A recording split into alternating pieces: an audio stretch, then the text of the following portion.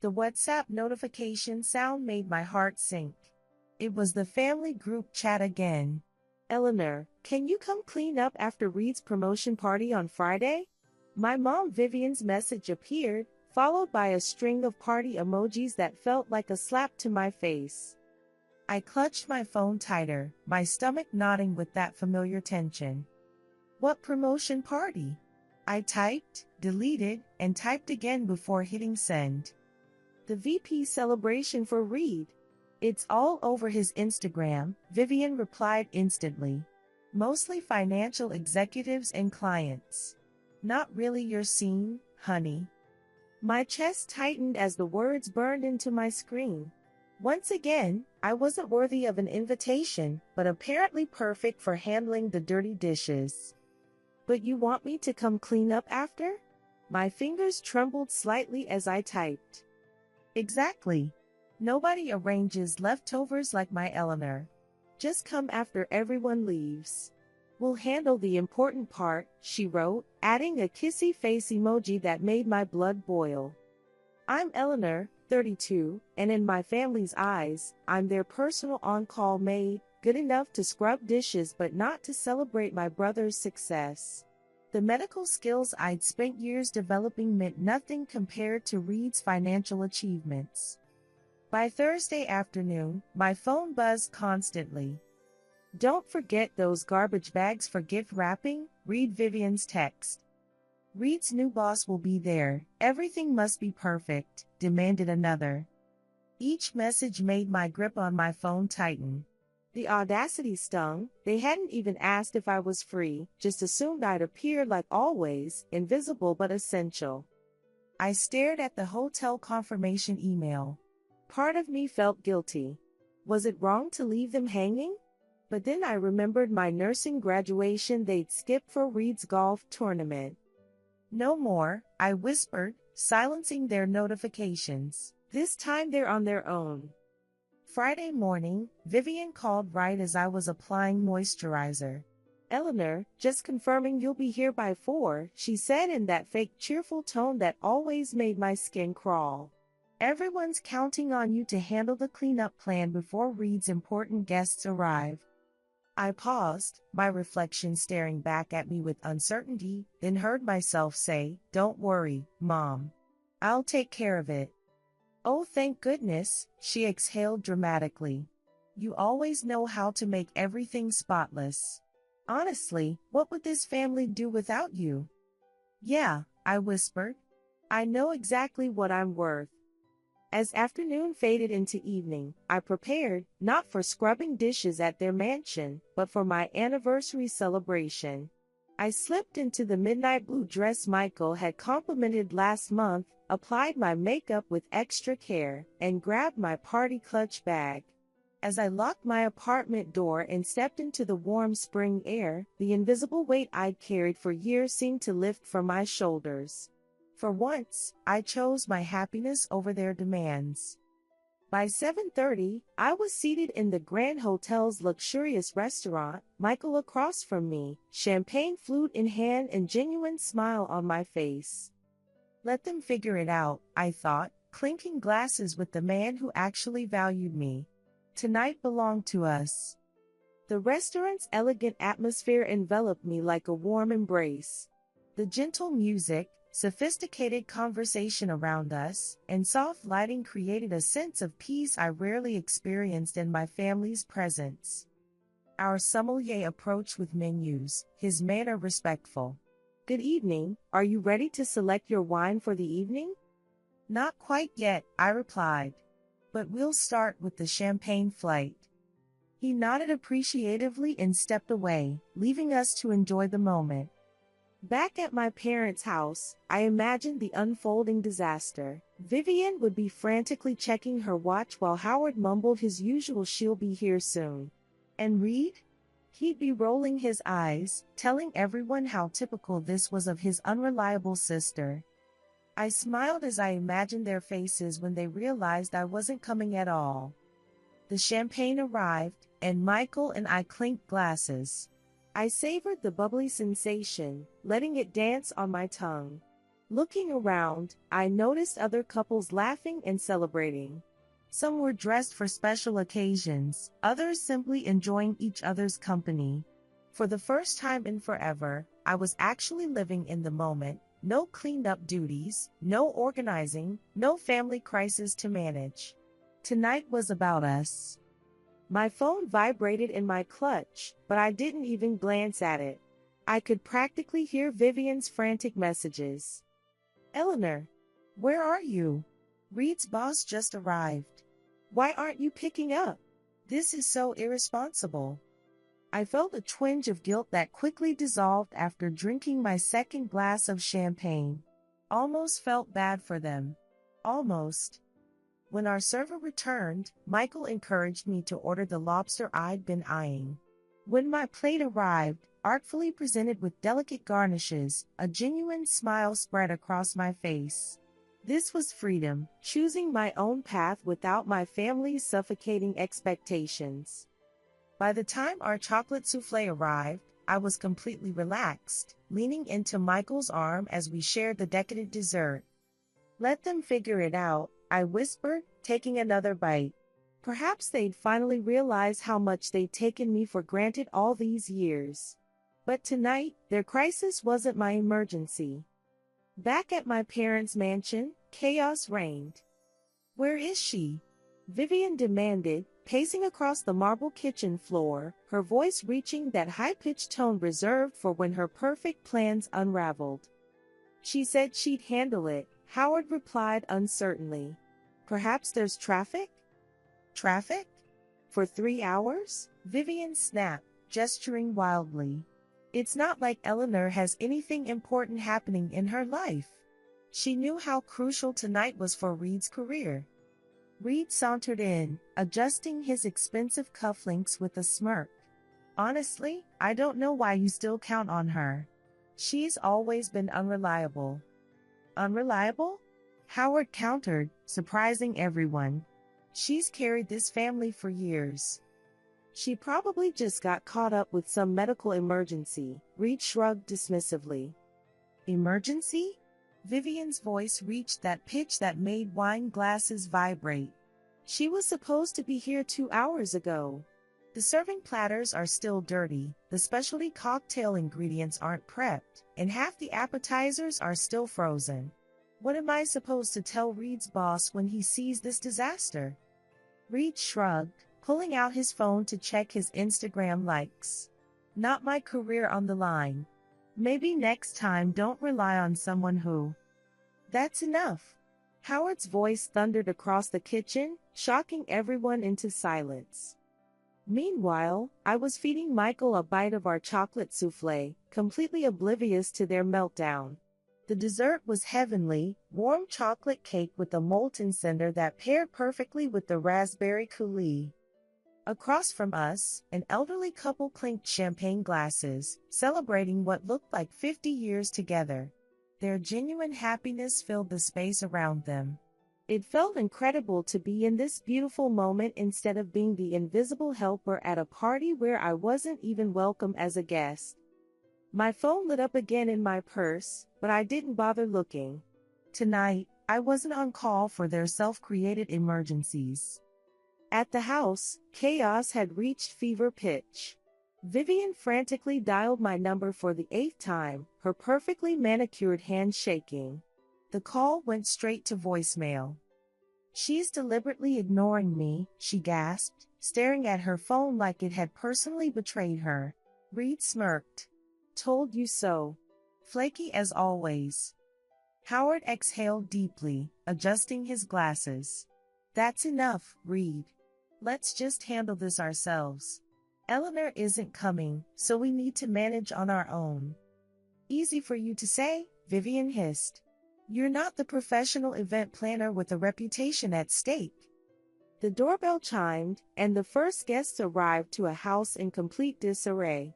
Vivian forced her signature hostess smile, but anyone could see she was internally combusting. I could picture her surveying the unwiped counters, unlit candles, and untouched appetizer platters, silently cursing my name. And for the first time, I felt absolutely zero remorse. As the night continued, I savored every moment at the hotel. Michael had just ordered another round of champagne when curiosity got the better of me. I glanced at my phone to find a flood of missed calls and frantic messages. Where are you? Everything's a disaster. Guests are arriving. Call me now. How could you be so selfish, Eleanor? I smiled, placed my phone face down on the table, and took Michael's hand. For years, I canceled plans and rearranged my life to meet their demands. Tonight was my turn. At the mansion, the dinner party had descended into elegant chaos. The dining table was eventually set, but lacked Vivian's signature perfection. The crystal glasses were streaked, the linen napkins were hastily folded, and most of the designer candles remained unlit. Where are those shrimp canapes? Vivian whispered harshly to Howard, who was struggling with an expensive bottle of Cabernet. I'm trying my best, he muttered as the corkscrew twisted at an awkward angle. You said you'd handle the food prep. I said Eleanor would handle it, Vivian snapped, her perfect smile slipping. But she's clearly abandoned us. Reed, lounging at the head of the table with a tumbler of scotch, sighed dramatically. Everyone needs to relax. Nobody's going to notice if the napkins don't match the flowers. Can we please start dinner? Reed, this is your promotion celebration, Vivian said through clenched teeth. You should care about the impression we're making. Well, maybe next time hire a real event staff instead of relying on your nurse daughter, one of Reed's colleagues commented just loudly enough for Vivian to hear. Her face froze in that perfect hostess smile, though I could imagine her blood pressure skyrocketing. While they scrambled to save their failing party, I was posting a selfie with Michael on Instagram. We clinked champagne glasses, the Grand Hotel's famous signature soufflé between us with the caption, #anniversary celebration. With the man who values me, heart. A few tables away, I overheard a doctor couple discussing their medical volunteer trip to Costa Rica. Their passionate descriptions of providing healthcare to underserved communities ignited something inside me, a reminder of my original nursing dream my family had dismissed as impractical. I squeezed Michael's hand, whispering I might apply for that International Medical Writers Program after all. As our magical evening continued, my phone vibrated once more. A text from Howard appeared. We've made a terrible mistake, Eleanor. We shouldn't have taken you for granted all these years. Can we talk soon? I read his words twice, feeling a complex mixture of validation and caution. Were they finally seeing me as more than their personal assistant? But tonight wasn't about their revelation, it was about reclaiming my worth.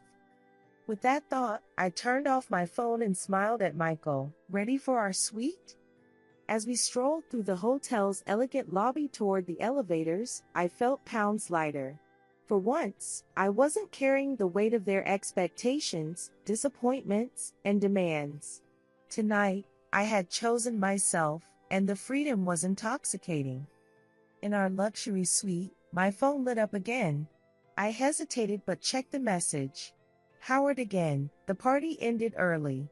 Vivian is having a meltdown, but I think she finally sees what we've been doing. Please call tomorrow? I exhaled slowly, conflicted emotions washing over me. Was this genuine remorse, or just another manipulation to lure me back into my convenient role? I set the phone aside without responding. Tonight wasn't about fixing our dysfunctional family, it was about proving I deserved better. Back at the house, the evening's collapse was evident everywhere. Guests had departed an hour early, murmuring excuses about early flights and babysitters. The kitchen counters were cluttered with half-eaten canapes and lipstick-stained glasses, while the imported tablecloth bore multiple wine stains.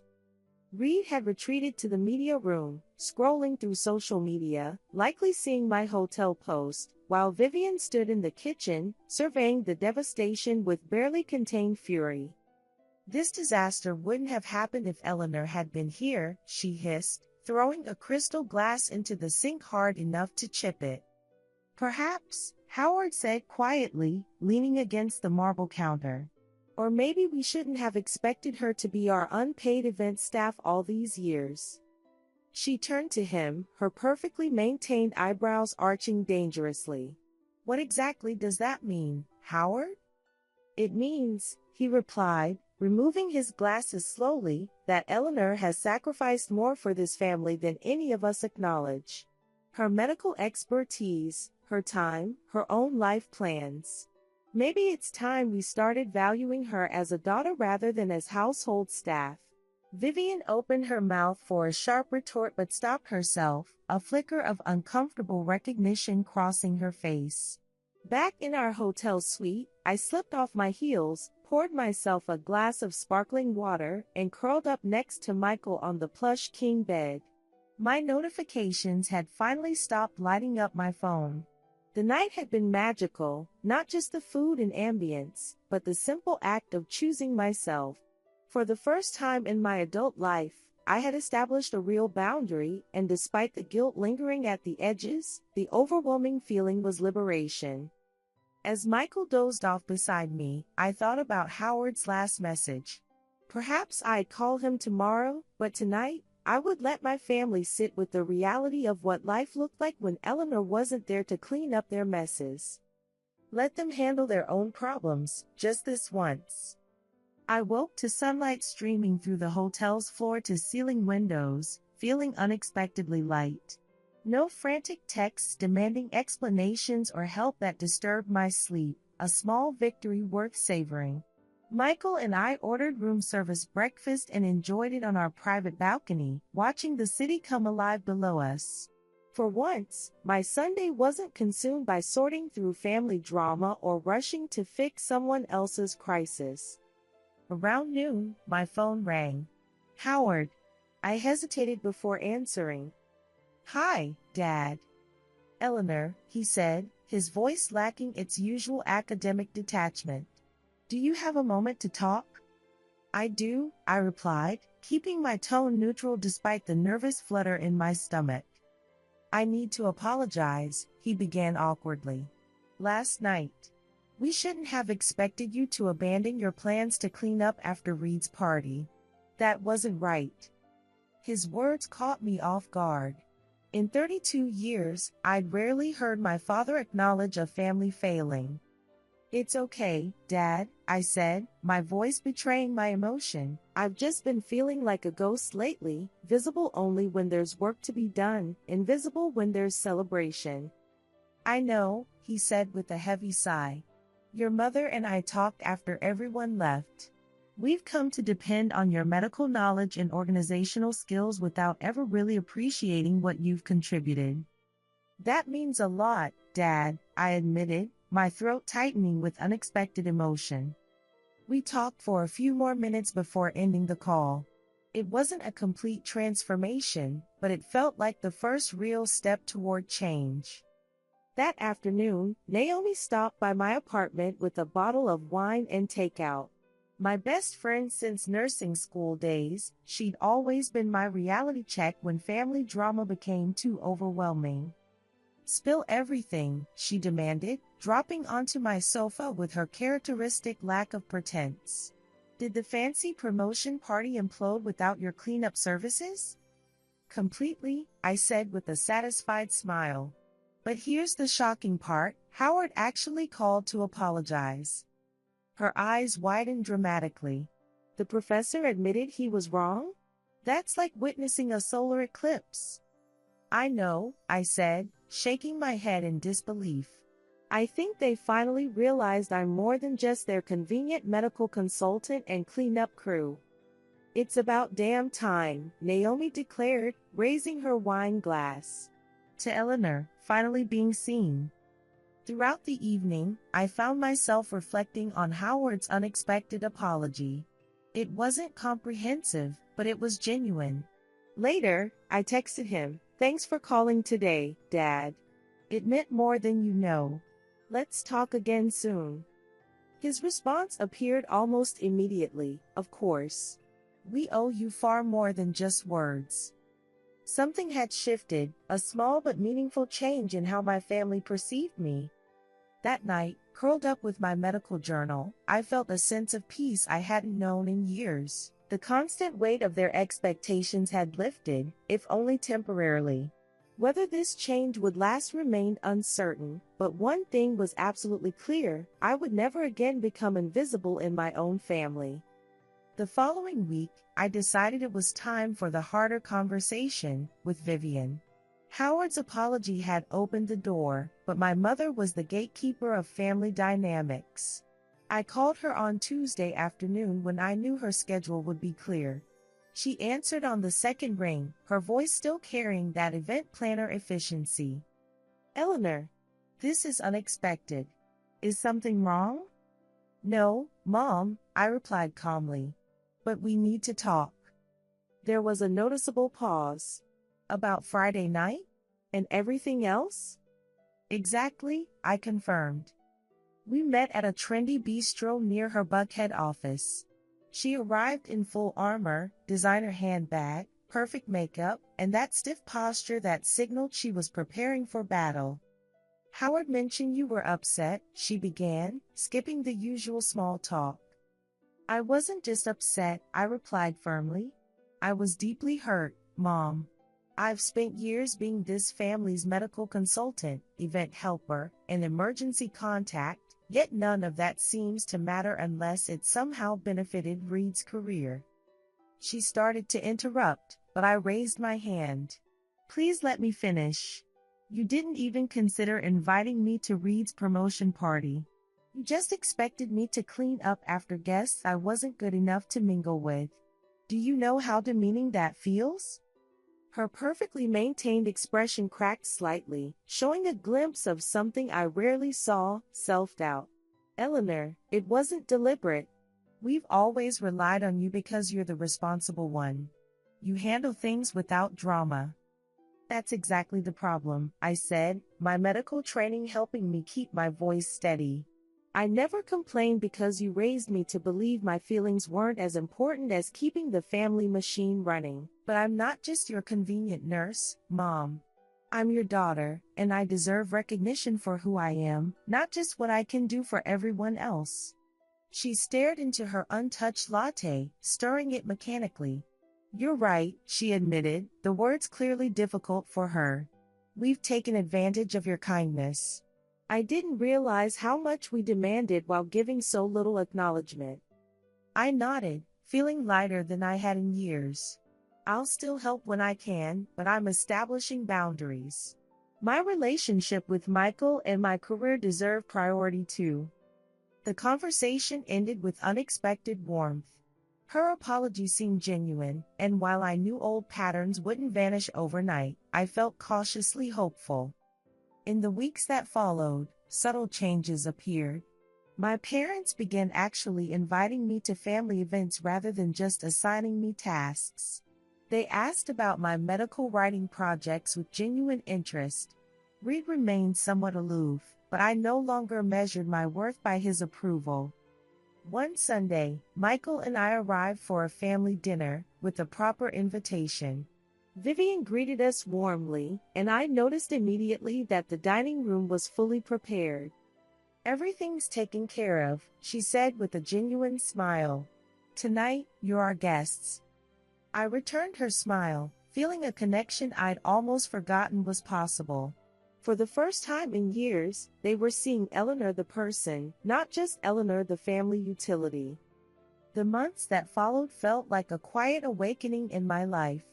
The transformations weren't theatrical, no tearful confessions or dramatic family therapy sessions, but they were genuine, and I noticed them in subtle ways. Vivian's texts now asked about my latest medical article rather than demanding help with Reed's events. Howard called just to share a book recommendation, not to request my nursing expertise.